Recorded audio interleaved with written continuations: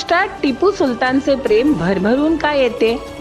नेमके काय घडले आणि सपकाळ टिपूची छत्रपतींशी तुलना का करतायत?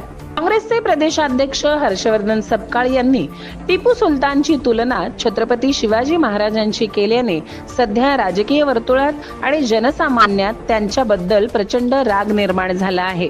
महाराष्ट्राची अस्मिता असणाऱ्या छत्रपतींची तुलना अन्याय अत्याचार करणाऱ्या आणि मंदिर लुटणाऱ्या टिपू सुलतान बरोबर करणे अयोग्य आहे, अशी टीका सपकाळ यांच्यावर चहूबाजूनी होते आहे.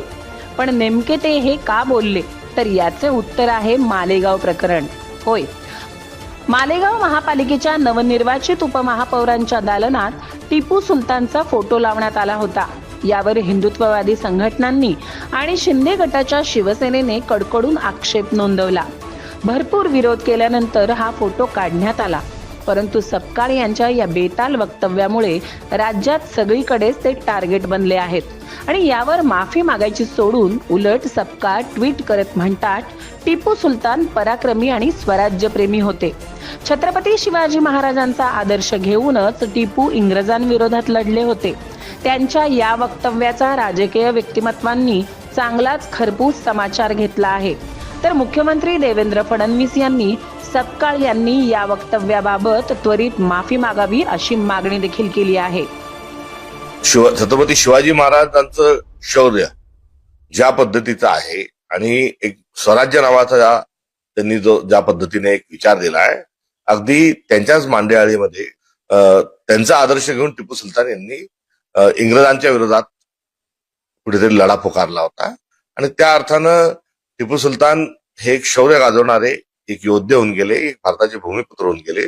त्यांनी कधीही कुठल्याही विखारी विचारांना त्यांनी जवळ केलं नाही. तर एक शौर्याचं लक्षण म्हणून टिपू सुलतानांना आपण शिवाजी महाराजांच्या समकक्ष बघितलं पाहिजे. खरं म्हणजे त्यांना लाज वाटली पाहिजे. टिपू सुलतान सारख्या नराधमाची तुलना छत्रपती शिवरायांशी करण्याचं जे त्यांनी काम केलेलं आहे अतिशय निंदनीय आहे. छत्रपती शिवरायांनी सुराज्य तयार केलं, मोगलांच्या जोखडातून सामान्य माणसाला मुक्त करण्याचं काम केलं आणि खऱ्या अर्थानं सामान्य रयतेचं राज्य तयार करणारे छत्रपती शिवराय होते. आणि त्याचवेळी हजारो लाखो हिंदूंची हत्या करणारा टिपू सुलतान याची तुलना करून दोघांनाही सारखा सन्मान द्या म्हणणं यापेक्षा जास्त लांगुल चालन